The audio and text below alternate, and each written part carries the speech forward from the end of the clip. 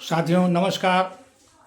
मैं प्रवीण सिन्हा दिव्यांगम चैनल पर आप सभी लोगों का एक बार बहुत खुले दिल से, बहुत खुले मन से फिर से स्वागत और इस्तकबाल करता हूं। साथियों, आज एक ऐसा विषय हमारे देश में कुछ गलत परंपराएं स्थापित कर रहा है, जिनको ये कहा जाए कि नई परंपराएं नहीं हैं। सदियों पहले से ये परंपराएं चली आ रही हैं, लेकिन कुछ सत्य, कुछ घटनाएं, कुछ परंपराएं ऐसी होती हैं कि जिनको अगर दोहराया ना जाए तो बेहतर है। याद करिए, आजकल आप सभी लोग देख भी रहे हैं टीवी पर, समाचार चैनलों पर, कि आज से लगभग 12-14 साल, 100 साल पहले कुछ विशेष संप्रदाय के लोग, मैं किसी एक का नाम लेकर के किसी एक को आहत करना नहीं चाहता, कुछ विशेष धर्म और संप्रदाय के लोग हिंदुस्तान पर आए, हावी हुए। उन्होंने उस समय एक आक्रमणकारी कह सकते हैं, एक अपनी हुकूमत का वर्चस्व स्थापित करना कह सकते हैं, जिसके चलते उन्होंने एक बहुत बड़े नई कुरीति, नई परंपरा की शुरुआत करी, जिसमें कि उन्होंने ये करा कि जगह जगह पर जहाँ कहीं भी सनातनियों के मंदिर बने थे, उन मंदिरों को तोड़ करके अपने अपने धर्मस्थल स्थापित किए, जिसमें भी कुछ 2-3 साल पहले या कई साल पहले भी आप कह सकते हैं कि सुप्रीम कोर्ट के आदेशानुसार अयोध्या में राम मंदिर के जन्मस्थल पर राम मंदिर का निर्माण हुआ।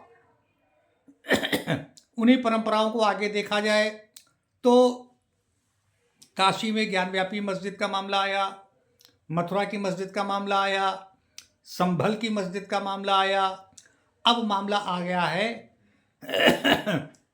विश्वव्यापी, विश्वविख्यात, सर्वधर्म लोकप्रिय अजमेर शरीफ की मज़ार का, अजमेर शरीफ की दरगाह का, अजमेर शरीफ के मंदिर का।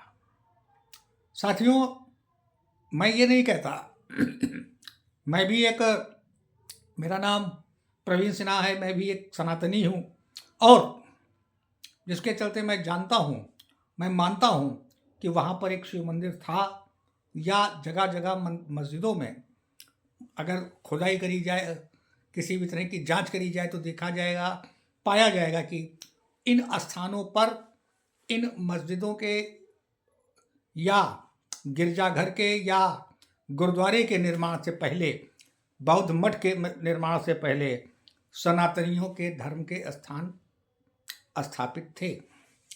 ठीक है, कालांतर में कह लीजिए, कुछ लोकप्रियता के कारण, उस समय की लोकप्रियता के कारण, उस समय की आक्रमणकारी कुरीतियों के कारण, उस समय की एक दमनकारी नीति के कारण, किसी भी तरह से लोगों ने अपने अपने धर्मस्थल स्थापित कर लिए।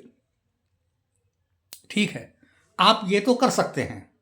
मेरी एक सरकार से जो इच्छा है, एक मांग है, कि आप ये देख लें कि जब किसी भी व्यक्ति का जन्म जो भी है, अब जैसे मैं माफ़ी के साथ, बहुत अदब के साथ, माफ़ी के साथ एक बात कह रहा हूँ कि अगर पोरबंदर में, जहाँ पर महात्मा गांधी का जन्मस्थल है, काठियावाड़ में, अगर उससे वहाँ पर अगर खुदाई करेंगे तो उनसे पूर्व के कुछ अवशेष मिलेंगे।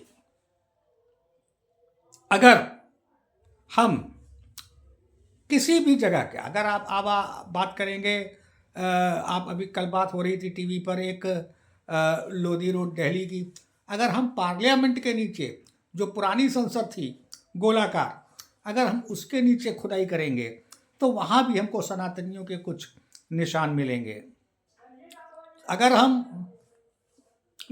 कहीं भी जाकर के किसी भी तरह की अगर हम कोई खुदाई करेंगे तो वहाँ पर हमको सनातनियों के निशान मिलेंगे। उसका एकमात्र कारण ये है कि सनातनी धर्म, सनातनी व्यवस्था सबसे प्राचीन व्यवस्था है। जैसे कि मेरे परबाबा बाबू मेवालाल थे, उनके पुत्र हुए बाबू सरजू प्रसाद, जिन्होंने हमारे आवास के लिए ज़मीन खरीदी। तो ये उनकी व्यवस्था थी। उसके बाद उनके बच्चे आए, उनके बच्चे आए, आज हम लोग आए, और उसके बाद आगे आने वाली पीढ़ियों की व्यवस्थाएं होती जाएंगी। जो अपनी करना चाहे वो अपनी कर ले, जो अपनी ना करना चाहे इसी व्यवस्था में होकर के रह के चला जाए।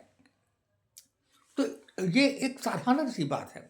इसके लिए केंद्र सरकार को, आदरणीय नरेंद्र मोदी सरकार को, कहीं किसी भी राज्य के मुख्यमंत्री साहब से मैं एक ये दरख्वास्त करूंगा कि किसी भी तरह की धार्मिक उन्माद फैले, एक देश में अशांति का माहौल, एक दहशत का माहौल बना रहे। किसी भी धर्म से, मैं हिंदू या मुसलमान की बात नहीं कर रहा, किसी भी धर्म से, किसी भी धर्म के प्रति अगर एक दहशत का माहौल बना रहता है तो ये गलत है। इसको हम और आप मिल करके संयम से इन मसलों को सुधारें।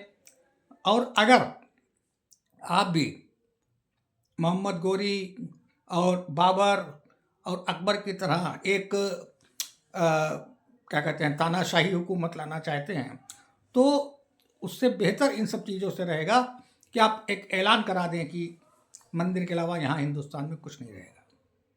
साथियों, मैं किसी सरकार की खिलाफत नहीं कर रहा, मैं किसी धर्म की खिलाफत नहीं कर रहा, मैं केवल ये कहना चाहता हूँ हिंदुस्तान की जनता से, हिंदुस्तान के राजनेताओं से, कि जब हम 15 अगस्त, 26 जनवरी और 2 अक्टूबर को हिंदुस्तान की परिभाषा स्थापित करते हैं कि ये हम हैं, ये हमारा हिंदुस्तान है, हम माने हिंदू का हा और मुस्लिम का माँ मिलकर हम बनता है, जिससे हमारा हिंदुस्तान बनता है।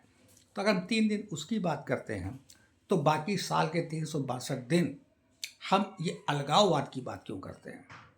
आज हमें ज़रूरत है बात करने की शिक्षा की, बेरोजगारी की, स्वास्थ्य की, और लोगों को अधिक से अधिक ज्ञान बांटने की बात करनी चाहिए।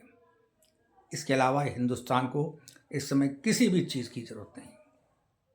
साथियों, इन शब्दों के साथ मैं ये जानना चाहता हूँ आपकी राय, आपकी टिप्पणी के रूप में, कि क्या देश में इस तरह की व्यवस्था बरकरार रखना उचित है या नहीं, जैसे हालात आज हैं। इन शब्दों के साथ मैं आपकी टिप्पणी को कमेंट बॉक्स में देखने के लिए व्याकुल हूँ, इंतज़ार करूँगा, और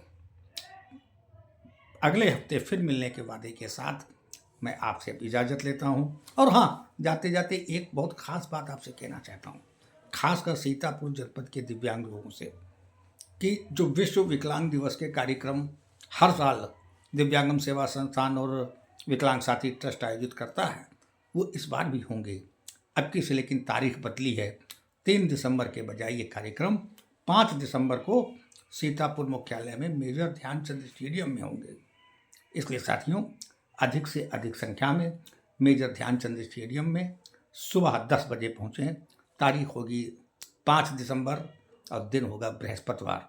वहाँ पर आप लोगों के लिए खेल कूद के कार्यक्रम भी होंगे, पुरस्कार वितरण की व्यवस्था और नई तारीखों का ऐलान भी होगा।